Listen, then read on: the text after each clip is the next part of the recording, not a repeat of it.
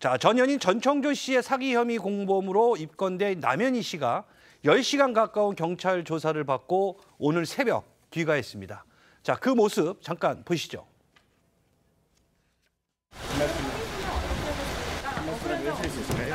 피해자란 입장 혹시 변함 없으신가요? 사기 범행이 정말 모르셨는지 한 말씀만 부탁드립니다. 사기 피해 금액이라는 거 모르셨습니까? 전청조 씨 펜싱하고 수강료 본인 계좌로 받으신 사실 있으신가요? 혹시 본인 입장과 다른 점... 자, 지금 남현희 씨가 이 기자들 앞에서 질문에 대해서는 굉장히 말을 아끼는 그런 모습인데, 자, 경찰 조사에서는 일단 뭐라고 진술했습니까? 일단 어제 오후 2시 반부터 10시간 가까운 고강도 조사를 받고 나오는 모습 보셨는데요. 조사에서는 사기 공범 혐의를 완전히 부인을 하면서 전혀 알지 못했다라고 진술한 것으로 지금 알려지고 있습니다. 남현희 씨 측에서 당초 자신의 이제 결백함을 호소를 하면서 어떤 조사든 하겠다, 대질이든 거짓말 탐지기든 모두 다 해달라 이렇게 요구를 했었는데요. 이 피의자 측에서 요구를 한다고 해서 이 조사가 다 진행되는 것도 아니고, 특히 대질 신문 같은 경우에는 조사 첫날 진행되는 경우는 사실상 거의 없다고 봐도 될 정도로 드뭅니다. 왜냐하면 일단 이 피의자가 뭐라고 하는지 들어봐야지 어떤 부분에서 엇갈리는지 알 수 있고, 그 이후에 대질 신문이 진행이 되거든요. 그래서 대질 조사도 이루어지지 않은 상황인데요. 다만 이 전청조와 이 남현희 씨의 진술이 엇갈리는 부분이 있는 만큼 추후에 대질 조사가 진행될 가능성은 열려 있다고 보셔야 될 것 같습니다. 알겠습니다. 자, 그런데 오늘 이 경찰이 남현희 씨에 대해서 출국 금지 조치를 내렸다고 밝혔습니다. 아니, 첫 조사였고 이 남현희 씨 측에서 혐의에 대해서 부인했다고 하는데 왜 갑자기 출국 금지가 내려진 겁니까? 실제 이제 경찰 관계자에 따르면 이제 남 씨가 사기 그 공범 혐의를 이제 일부 또 부인하기도 하고요. 또 최근까지 해외 출국 사례가 좀 잦은 점, 그리고 이 사건의 그 사회적 파장성을 고려해서 이런 출국 금지 조치를 한 것 같고요. 통상 이런 사건이라고 한다면 경찰에서 그 피의자를 출국 금지시키는 거 수사의 좀 ABC라고 볼 수 있습니다. 그래서 어느 정도 좀 혐의가 입증되고 있는 중이 아닌가, 그런 게 좀 추정이 되고, 현재까지 그 전청조 씨와 관련돼서 그 경찰이 파악하고 있는 사기 피해 사건이 한 10여 건이 되는데, 거기 피해자가 한 20여 명, 그리고 피해액이 한 20억 넘다 보니까 또 그 고소건 중에 남현희 씨까지 이제 고소가 된 사건이 있어서 경찰에서는 지금 이런 조치를 취한 것으로 보여집니다. 알겠습니다. 자, 이 남현희 씨는 현재 이 참고인 신분이 아니라 피의자 신분인데요. 이 남현희 씨 측에서 피의자가 된 이유에 대해서 설명을 내놨습니다. 자, 피해자들이 피해를 회복하기 위해서다.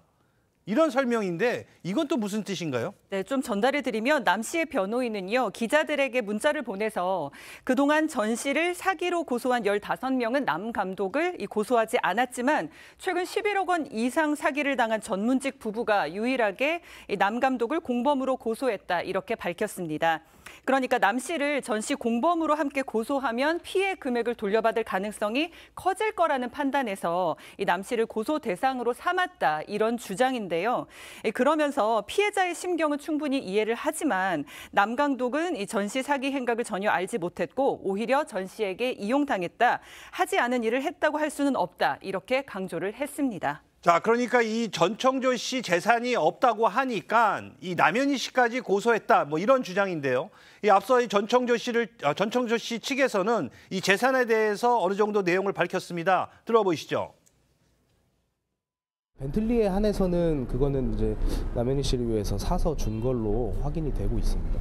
사실 저희가 생각했을 때 그 남현희 씨가 뭐 죄가 있든 없든 그 피해자분들로부터 받은 돈이 일부 흘러간 게 있다면 피해자분들을 위한 그 변제에 사용됐으면 한다는 생각은 있었는데요. 자, 변호사님, 그러니까 정말 이 전청조 씨가 피해금을 돌려줄 능력이 없다면 이 피해자들 입장에서는 이 남현희 씨를 공범으로 고소하는 게 어쩌죠, 금전적인 피해를 좀 회복하는 데 도움이 되나요, 법적으로? 이론적으로만 놓고 보면은 물수 가능성이라든가 아니면 나중에 최악의 경우에 민사소송을 진행할 경우를 대비해서라도 변제 자력이 없다고 지금 주장하고 있는 전청조보다는 남현희 씨까지 공범으로 만약에 판단이 난다고 하면 피해 재산을 회복할 가능성은 높일 수가 있는 것은 맞습니다. 그렇지만 주의할 것은요, 그렇다고 해서 죄가 될 것 같지 않음을 알면서도 오로지 피해 회복을 위해서라만 만 고소를 한다고 하면 이건 또 무고가 될 수 있어요. 그래서 고소인들이 고소를 했을 때는 분명히 그들이 주장하는 어떤 나름의 이유가 있을 것이라는 생각이 들고, 그리고 뭐 일각에서 제기되는 의혹도 있기 때문에 이 부분은 수사가 진행이 돼야 되는 부분이라고 생각하고요. 다만 이제 변호인 측에서 이렇게 얘기하는 부분은, 그러니까 피해자들이 많은데 이 피해 액수가 유독 큰 피해자 한 명만 남현희 씨를 공범으로 보고 고소를 했다는 거는 그만큼 공범일 가능성이 낮기 때문에 그런 거다, 이런 취지의 주장을 하는 것으로 해석하면 될 것 같습니다. 알겠습니다. 자, 그런데 이 남현희 씨의 재산과 관련해서 또 새로운 소식이 전해졌습니다. 이 고가의 차량 한 대를 중고 매물로 내놨다고 하는데, 자, 무슨 차를 팔려고 한 건가요? 예, 문화일보 보도에 따르면 수원에 있는 중고차 매매 단지에 남현희 씨가 탔었다고 하는 외제 차량이 지금 매물로 나와 있다는 거예요. 예. 그 매매 사이트에 보면 펜싱국대 남현희 선수 차량이라고 설명까지 돼 있다고 합니다. 근데 그 차량이 지난번에 남현희 씨가 그 전청조한테 외제 차량을 받았잖아요. 그 벤땡땡. 예, 벤땡땡을 받으면서 그 대신에 벤땡 차량을 줬잖아요. 예. 그 남현희 씨 측에서 가지고 있는 예.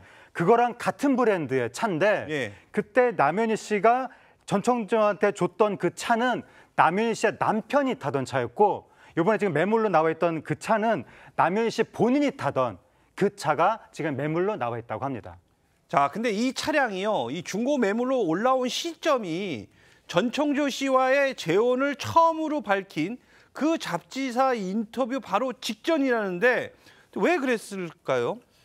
예, 사실은 뭐 이런 이제 자동차 중고 매매를 올리고 하는 시점이 사실은 좀 겹치다 보니까 이 사건의 어떤 벤틀리라고 하는 차량과 뭐 벤츠라고 하는 차량의 어떤 그 서로 대가 관계 있지 않았을까, 이런 이제 측면도 있고요. 또 실제로 이 남현희 씨는 앞서 그 전청조 씨로 받은 벤틀리 차량과 귀금속, 명품 가방 등을 그 경찰에 임의로 지금 제출한 상태이기 때문에 이 부분도 수사를 통해서 어떤 그 대가 관계가 있었는지 밝혀야 될 부분으로 보여집니다.